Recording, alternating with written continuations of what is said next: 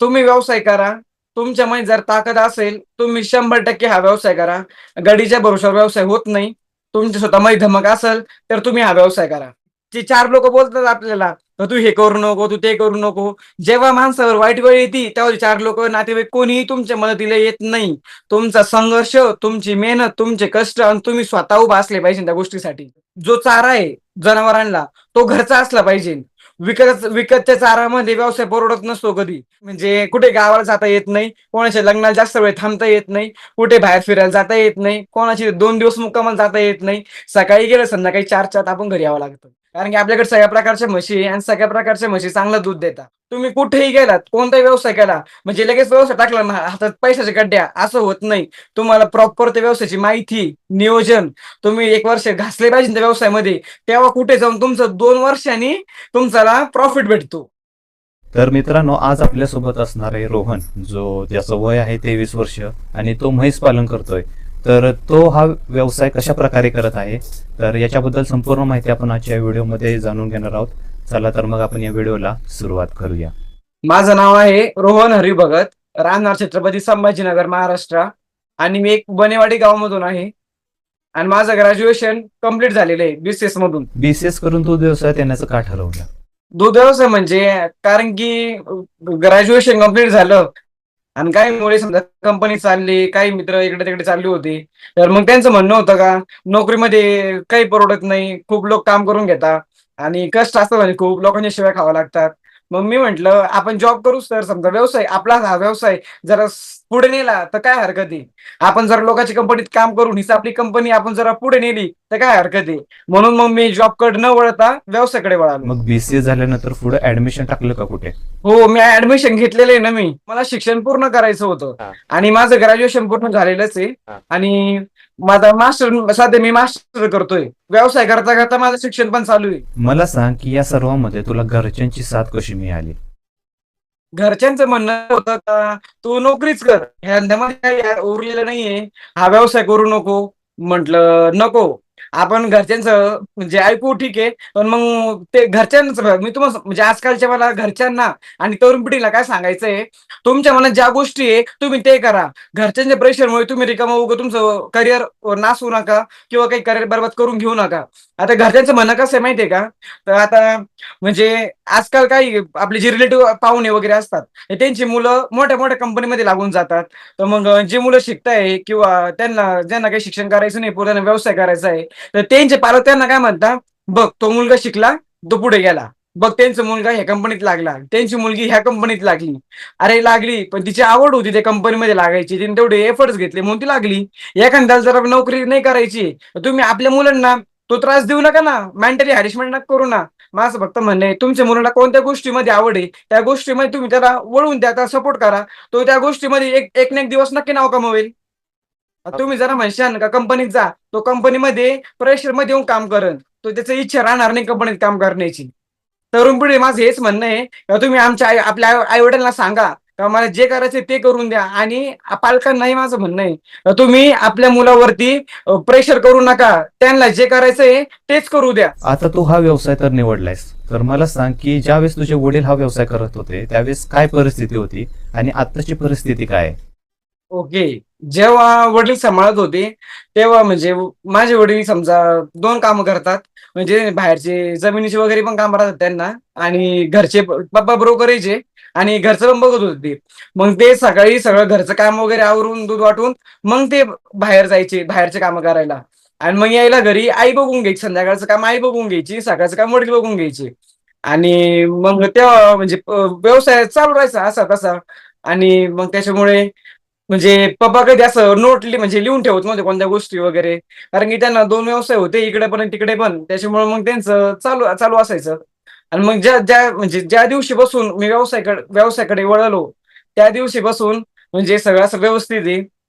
कोणाला म्हणजे चारा-पाण्याचं नियोजन, किती दूध गेलं, किती दूध आलं, किती पैसा उरतो, किती नियोजन पुरं प्रॉपर आहे. आता आपल्या गोठ्यामध्ये किती म्हशी आहेत आपल्या गोठ्यामध्ये सध्या 20 म्हशी आहे. आणि त्या कोणत्या जातीच्या आहेत? त्या मुर्रा, जाफराबादी, मसान वेगवेगळ्या प्रकारच्या आहेत. एकच जात तुम्ही का नाही ठेवली? एक जात तसं नाही आपलं म्हणजे जी म्हैस दूध देईन, जी कमी किमतीत किंवा असं चांगल्या किमतीमध्ये भेटेल, चांगलं दूध देईन, तीच घ्यायची. तुम्ही आता मला ज्या जाती सांगताय तर त्या जातींची काय काय वैशिष्ट्ये आहेत?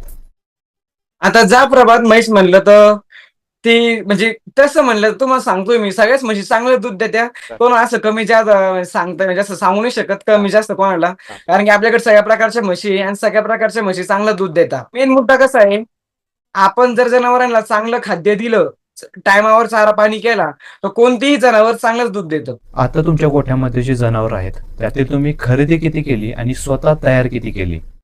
तयार तयार नाही केले, आपण सर्व खरेदीच केलेली आहे. बर, कुठून खरेदी केली? आपल्याकडे एक छावणी म्हणून बाजार असतो, छावणीमध्ये बाजार असतो इथे. त्या छावणीमधून आपण खरेदी करत असतो. प्रत्येक गुरुवारी, दर गुरुवारी तिथे बाजार भरतो. धुळेवरून, गुजरातवरून तिथे म्हशी विकायला येत राहतात. आपण तिथून घेत असतो. आता तुम्ही एवढं सगळं करताय तर मग चाऱ्याचं नियोजन कसं आहे? चाऱ्याचं नियोजन आपण शेतामधून आणत असतो. शेतामध्ये गडी माणूस लावलेला आहे आपण चारा आणण्यासाठी. आणि घरून समजा बैलगाडी जाते आणि चारा भरून घेऊन येत समजा तिथून. काय काय चारा आहे तुमचा? म्हणजे गिन्नी गवत आहे, ऊस आहे. असं ऊस म्हणजे शक्यतो पूर्णीकडे ऊसच असतो. जनावरांना ऊसच चांगला राहतो खाण्यासाठी. त्याच्यामुळे आपण ऊसच लावत असतो आणि उन्हाळ्यामध्ये मका असते. मग खुराकाचं नियोजन कसं असतं दररोजचं? खुराकाचं नियोजन आपण त्यांना खल्ली आणि बार्ली खाऊ घालत असतो. सकाळी समजा आपण पाणी पाजलं आणि आपण 10 वाजता जो खल्ली आणि बार्ली ते मिक्स करून भिजू घालायचं. संध्याकाळी 5 पर्यंत ते चांगलं भिजून जातं आणि मग तेच त्यांच्यासाठी चांगलं असतं भिजून खाऊ घातलेलं. आता तुम्हाला या व्यवसायात किती वर्ष झाले? मला 2 वर्ष झाले व्यवसायामध्ये. हा जो व्यवसाय तो पिढ्यानपिढ्या चालत आलेला आहे. या 2 वर्षात तुम्ही गोठ्यामध्ये कोणते कोणते बदल केले? बदल म्हणजे अगोदर कसं असायचं, वडील करत होते, तर टायमावर पाणी वगैरे पाजणं त्यांना जमत नव्हतं. त्याच्यामुळे मग थोड्या म्हशी दुधावरून कमी वगैरे झाल्या होत्या. आणि जेव्हापासून मी गेलो, तेव्हा सगळं टायमावरती आहे आणि सगळं म्हशीची कंडिशन पण ओके आहे. सगळं सुरळीत चालू आहे. आता गोठ्याचे स्ट्रक्चर कसं आहे आणि कसं नियोजन केलंय संपूर्ण? गोठा म्हणजे आमच्याकडे पप्पा जेव्हा करत होते, तेव्हा गोठ्याचं नियोजन म्हणजे पत्र वगैरे ठीक नव्हते आणि खाली गोवा पण नव्हता म्हणजे गच्ची नव्हती खाली. आणि मी जेव्हापासून गेलो, तेव्हापासून मग पप्पा म्हटलं, "ही खूप दैन होती वगैरे, आपण गच्ची वगैरे करून ठेवू, मशीनला चांगली सोय वगैरे करून ठेवू." तर पावसा पाण्याची खूप फजिती व्हायची अगोदर. पत्र वगैरे एवढे चांगले नव्हते. मग आम्ही गच्ची केली आणि शेड वगैरे केलं आणि दावण वगैरे चांगली बांधलेली आहे. त्यामुळे म्हणजे आम्ही ती कमीत कमी 2 फूट का 3 फूट उंच घेतलेली आम्ही ती भरती भरली सिमेंटनं केलेलं आहे. आणि समजा ते अजून 20 वर्ष तिला काहीच होणार नाही. हे बदल समजा मी केलेले आहे, मी गेल्यापासून. एकूण किती बाय कितीचं शेड आहे? आता ते 100 बाय 80 फूट असं आहे. 100 बाय 80 असं. साधारण गोठ्यामध्ये किती म्हशी बसू शकतात? गोठ्यामध्ये का 60 म्हशी तरी बसू शकतात आरामात 60. तुमचं पुढचं प्लॅनिंग कसं असणार आहे मग? आता अजून वाढवायचे आहे आणि गडी माणूस पण ठेवायचा आहे कामाला. त्याच्यामुळे अजून म्हणजे सध्या एक गडी माणूस आहे आमच्या कामाला. अजून जर म्हशी वाढवल्या तर अजून 2-3 माणसं पण आपण कामाला ठेवू. सकाळपासून संध्याकाळपर्यंत कसं शेड्यूल आहे? शेड्यूल सकाळी आम्ही 4 वाजता उठतो.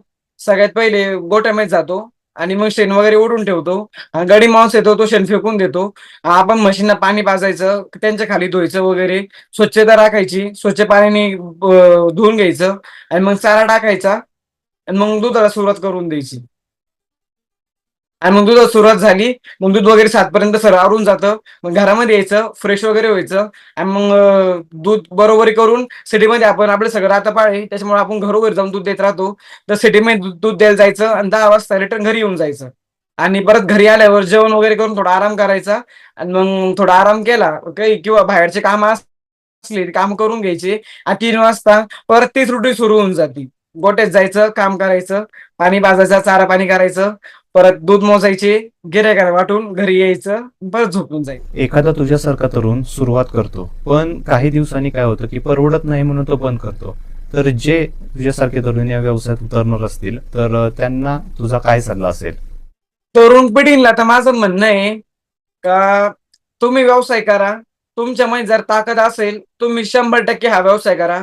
गडीच्या भरोश्यावर व्यवसाय होत नाही. तुमच्या स्वतःमध्ये धमक असेल तर तुम्ही हा व्यवसाय करा. हे तुम्हाला एक माझा प्रसंग सांगतो. माझ्या ताईचं लग्न होतं घरी आणि गडी माणूस पण कामाला होतो, दूध काढायला आमच्या इथे. बाकीचं काम मी करून घेत राहतो. मी पण दूध काढून लागतो. आणि त्याच्यामुळे माझ्या वडिलांची तब्येत खराब होती. ताईचं लग्न होतं आणि मग 6 वाजले की एक दिवस असा आला, मी 6 वाजता उठलो. पप्पाची तब्येत खराब होती. मग मी गडी माणसाकडे गेलो. मग म्हटलं काका चला, म्हटलं 6 वाजले. तर मग मी त्यांना माझं म्हणजे शेण वगैरे जमा केलं, पाणी मारलं आणि त्यांना उठवायला गेलो. म्हटलं काका चला 6 वाजले. मग ते म्हणते माझी तब्येत बरोबर नाही म्हणे, डॉक्टरने मला काम करायला सांगितलेलं नाही. म्हणलं बापरे, आणि माझं मी येऊ शकत नाही म्हणे आता. म्हणलं बाप आता काय करायचं. पप्पा पण नाही, म्हटलं पप्पाची तब्येत खराब आहे आणि ते गडी माणूस पण नाही आणि मीच. मग पहिल्यांदा मी जेव्हा माझ्यावर वेळ आली ती, तेव्हा मी पूर्ण म्हशी दूध एकट्याने काढली. तेव्हा कळलं का किती दैन होती म्हणून. त्या दिवशी मला 2 घंटे लेट झालं. तेव्हापासून कळालं गाडीच्या भरोश्यावर व्यवसाय होत नाही. स्वतःमध्ये धमाक असायला पाहिजे व्यवसाय करण्याची, तर व्यवसाय परवडतो. व्यवसाय हा प्रॉपर केला पाहिजे. म्हणजे तुम्ही जरा म्हणशान का आज 5 वाजले, मग 6 वाजता आता कामावरू, तर आज 3 वाजता कामावरू, हे असं नाही. कामाची वेळ ठरलेली पाहिजे. इथं 5 म्हणजे मिनिटाला किंमत आहे प्रत्येक मिनिटाची, असं असतं. आता कोणता पण व्यवसाय निवडताना एखादा तरुण व्यवसाय निवडतो, पण त्याला पाहिजे असतं झटपट यश, झटपट पैसा. तर त्याच्याबद्दल तुझं मत काय असेल? हो, मग हाच मेन मुद्दा आहे. कारण की आजकाल तरुण पिढी नकच झालेले आहे. म्हणजे झटकापट. ते म्हणणं आहे का, चटमग निपट पे असं नसतं ते. कारण की माहितीये का, हे बघा, तुम्ही व्यवसाय करताय, तुम्हाला 1 वर्ष तरी गाडी रुळावर येण्यासाठी वेळ लागेल. तुम्ही कुठेही गेलात, कोणताही व्यवसाय केला, म्हणजे लगेच व्यवसाय टाकला ना हातात पैशाच्या गड्ड्या, असं होत नाही. तुम्हाला प्रॉपर त्या व्यवसायाची माहिती, नियोजन, तुम्ही 1 वर्ष घासले पाहिजे त्या व्यवसायामध्ये. तेव्हा कुठे जाऊन तुमचं 2 वर्षांनी तुमच्याला प्रॉफिट भेटतो. मला सांग की मग आता आपलं दिवसभराचं दूध किती असतं आणि ते कुठे जातं? आपलं 100-1 लिटर दूध राहतं आणि ते दूध समजा, आणि म्हणजे पूर्ण काही डेअरीवर जातं आणि रात्रपाळ म्हणजे काही गिऱ्हाईक आहे आम्हाला, आम्ही घरोघरी जाऊन देत असतो. आता तुम्हाला महिन्याला यातून किती उत्पन्न मिळतं? महिन्याखाली उत्पन्न एक 70,000 रुपये उरतात समजा. मला सांग की दूध व्यवसायात जर आपल्याला उत्पन्न वाढवायचं असेल, तर काय केलं पाहिजे? दूध म्हणजे जर उत्पन्न वाढवायचं असेल तर तुम्ही ना, हे बघ, पहिले प्रश्न कसा आहे माहितीये का, जो चारा आहे जनावरांना, तो घरचा असला पाहिजे. विकतच्या चारामध्ये व्यवसाय परवडत नसतो कधी. कारण की विकत चारा घेऊन जो जे चाऱ्याचे पैसे ते माणसाचे माग पडत असतात. तुमचा जरा घरचा चारा असला तर तुमचे जे चाऱ्याचे पैसे ते तुमच्या खिशामध्ये येतात. मेन मुद्दा हा आहे. आता मला सांग की लोकांचा तुझ्याकडे बघण्याचा दृष्टिकोन कसा आहे या 2 वर्षाच्या अनुभवातून? मेन मुद्दा आहे. जे पाहुणे रावळे, जे नातेवाईक वगैरे, त्यांचं म्हणणं आहे तू एवढा शिकला, तू एवढं शिकलेला आहे, एवढं ग्रॅज्युएशन केलं, एखादी नोकरी कर, तू कशाला म्हशीत धंद्यात पडलेला आहे म्हणे, कशाला दूध व्यवसाय करतोय, आणि तुला एखादी नोकरी करता 10-15 हजार रुपयाची. तर भावांनो, जे 10-15 हजार रुपये आम्ही जे गडी माणसाला देत असतो, आणि माझ्या वडिलाची एवढी मोठी कंपनी आहे म्हशीची, कारण दूध व्यवसाय एवढा मोठा, म्हणजे माझी लोकांच्या कंपनीत काम करण्यापेक्षा मी माझ्या वडिलाची कंपनीत हमाली केली तर काय हरकत आहे. म्हणजे जे जे 4 लोक बोलतात आपल्याला, "का तू हे करू नको, तू ते करू नको." जेव्हा माणसावर वाईट वेळ येते, तेव्हा 4 लोक, नातेवाईक कोणीही तुमच्या मदतीला येत नाही. तुमचा संघर्ष, तुमची मेहनत, तुमचे कष्ट आणि तुम्ही स्वतः उभा असले पाहिजे त्या गोष्टीसाठी. तुमच्यावर जेव्हा वाईट वेळ येईल, तेव्हा ते लोक, जे लोक म्हणतात ना तुम्हाला, का एवढं शिकला, नोकरी का करत नाहीये, एवढा मोठा जॉबला का लागलेलं नाही, पुण्यात जा, इकडे जा, तिकडे जा, आमचे मुलं बघ इकडे शिकलेले. तर जेव्हा स्वतःवर वाईट वेळ येते, तेव्हा ह्या गोष्टी मॅटर करत नाही आणि ते लोकही सुद्धा आपल्या मदत करत नाही. त्यामुळे स्वतःमध्ये जी ताकद आहे, ती जी आहे ते काम करा आणि नीट राहा. लोकांचं ऐकू नका कधीच. तुम्ही लोकांचं ऐकशान तर तुमचं स्वतःचं करिअर बरबाद होऊन जाईल. म्हणजे तुझं असं म्हणणं आहे की आत्ताचे जे तरुण आहेत त्यांनी व्यवसायात उतरलं पाहिजे, कुठे एखाद्या ठिकाणी नोकरी करण्यापेक्षा स्वतःला जे आवडतंय त्या क्षेत्रात त्यांनी उतरलं पाहिजे. तेच माझं म्हणणं काय आहे. आता तुम्हाला अगोदर पण सांगितलं, घरच्यांचं म्हणणं कसं असतं, का तू एखादी नोकरी कर, मग तुला एखादी मुलगी भेटेल. हा त्यांचा माइंड कन्सेप्ट बनलेला आहे. म्हणजे यांनी जरा एज्युकेशन केलं, यांनी जर 15वी पर्यंत शिक्षण केलं किंवा एखादी डिग्री घेतली, तर यांनी 10-15 हजार रुपयांनी नोकरीच केली पाहिजे. त्याला आम्ही एवढा पैसा घातला शिक्षणामध्ये, तर ते नोकरीच केली पाहिजे. आणि नोकरी केली तर मग मुलगी भेटल, आणि मग मुलगी भेटली का मग म्हणजे पाहुण्या रावळे सांगता येईल का आमचा मुलगा बघा मोठ्या कंपनीत आहे, मोठ्या नोकरीत आहे. म्हणजे आई वडिलांना असं भूषण करता येईल ना, का माझा मुलगा मोठ्या कंपनीत लागला, मग 4 पाहुणे सांगायला तर माझा मुलगा बघा कंपनीत, माझा मुलगी कंपनीत लागली. तर हा जो माइंड कन्सेप्ट आहे, तो पहिले डोक्यातून काढून टाका. कारण की तुमचा मुलगा तो कंपनीत खुश आहे का हे तुम्ही बघा ना. तुमचा मुलगा कोणत्या गोष्टीमध्ये खुश आहे तुम्ही ते करू द्या. आणि अशाने तो पुरा मेंटली हॅरेसमेंट होऊन जातो. त्याचं करिअर काही नीट राहत नाही आणि त्या ज्या गोष्टी करायच्या असतात त्या गोष्टी होत नाही. तुमचा मुलगा आज थोडा कमी कमवेल, पण मग नंतर तो भरपूर कमवून ना त्या गोष्टीमध्ये त्याचा पुरा हात बसल्यावरती तुम्ही तुमच्या पाहुण्याशी किंवा रिलेटिव्हशी बघून तुम्ही तुमच्या मुलाशी कम्पेअर करू नका. माझं फक्त एवढं म्हणणं आहे, तुम्ही लोकांची मुले बघून तुम्ही स्वतःच्या मुलांना कम्पेअर करू नका का त्यांनी असं केलं म्हणून तू पण तसं कर. आता तुझ्याकडे बघून मला सांग, तुझे मित्र वगैरे कोण असतील ते या व्यवसायात उतरले का? नाही, उलट माझे मित्र मला हसता. ते म्हणते काय तेवढं शिकलेला आहे, एखाद्या मोठ्या कंपनीत लागायचं, कशाला तो व्यवसाय करतोय. पण मला माहितीये लोकांना काय माहितीये त्या कंपनीत पैसा आहे का ह्या व्यवसायात पैसा आहे. पण लोकांना माहिती नाही ना या गोष्टीमध्ये लोकांना लाज वाटते. मुळात तर याच गोष्टीत पैसा आहे ना सगळा. हा व्यवसाय केल्यानंतर मला सांग की कोणता कोणता अनुभव मिळतो आपल्याला दूध व्यवसायाबद्दल? म्हणजे अनुभव म्हणजे कसं सांगते नाही बघा, आपण काम करून एकदम फ्रेश असतो. डोक्यामध्ये काही ताण वगैरे नसतं काही. काम वगैरे करून फ्रेश असतो, जीव गमवतो, झोप लागती. आणि जी सुखाची झोप आहे ती ह्या कामामुळे लागते. जी आपण जेवण वगैरे करून पडल्या पडल्या पलंगावर झोपतो, जी सुखाची झोप असते ती झोप या व्यवसायात लागते. कारण कुठं कंपनीमध्ये एखाद्या गेल्यावर ते बॉसचं जे वर्क करावं लागतं, आपल्याला टार्गेट पूर्ण करून द्यावा लागतो. की तिथं पण चिडचिड, डोक्यात विचार, घरी पण डोक्यामध्ये ते विचार चालू राहते, हे काम पूर्ण होईल का, हे काम तसं झालंच पाहिजे. रात्रभर लोक काम करतात, मग झोप वगैरे होत नाही. डबल त्यांचे ऑफिसमध्ये जाऊन बरं चिडचिड वगैरे, बॉस शिवाय देतो, त्यांचे हॅरिशमेंट. तसं काही नसतं, एकदम डोकं शांत. ह्या व्यवसायात काम करायचं, पोटभर भाकर खायची, निवांत झोपायचं. आपलं कोणी मालक राहत नाही, कोणी नोकर राहत नाही. आपण स्वतःचे मालक असतो. तू जसं की आता सांगतोयस की तुझे वडील हा व्यवसाय करत होते आणि त्याच्यानंतर तू देखील या व्यवसायामध्ये उतरला आणि तो अतिशय चांगल्या प्रकारे पण करत आहेस. तर तुझ्यासारखे तरुण या व्यवसायामध्ये उतरतात, पण त्याच्या घरी कोणी या व्यवसायामध्ये नसतं किंवा त्याने त्यांच्या घरातील कोणी हा व्यवसाय आधी केलेला नसतो, तर त्याने सुरुवात कशी करावी मग या व्यवसायामध्ये जर उतरायचं असेल तर? हे बघा, तुम्ही आधी ना तुमच्याकडे जनावर असले पाहिजे ना अगोदर, एक दोन किंवा घरची म्हणजे असले पाहिजे किंवा अगोदर होते, त्यांना अडचण येत नाही. तुम्ही जरा नवीनच समजा व्यवसायात वळलात तर तुम्हाला खूप अडचणी येतात. त्याच्यामुळे तुम्ही एखादं मार्गदर्शन असतात गाईड वगैरे, तुम्ही त्यांना विचारून आहे ना तुम्ही तुमचा व्यवसाय बरोबर सुरू करू शकतात. ते तुम्हाला सगळ्या गोष्टीची माहिती सांगून देतात. त्यांचे काही प्रीमियम वगैरे असतात ते ब्रॉडकास्ट वगैरे, आणि सेमिनार पण असतात त्यांचे. सेमिनारमध्ये तुम्हाला सगळ्या गोष्टी सांगून दिल्या जातात, कारण की नवीन लोकांना या व्यवसायामधले काहीच माहिती नसते. आता या व्यवसायाबद्दल आपण सगळ्या गोष्टी ऐकतोय, पण मला सांग की या व्यवसायातील निगेटिव्ह गोष्टी कोणत्या?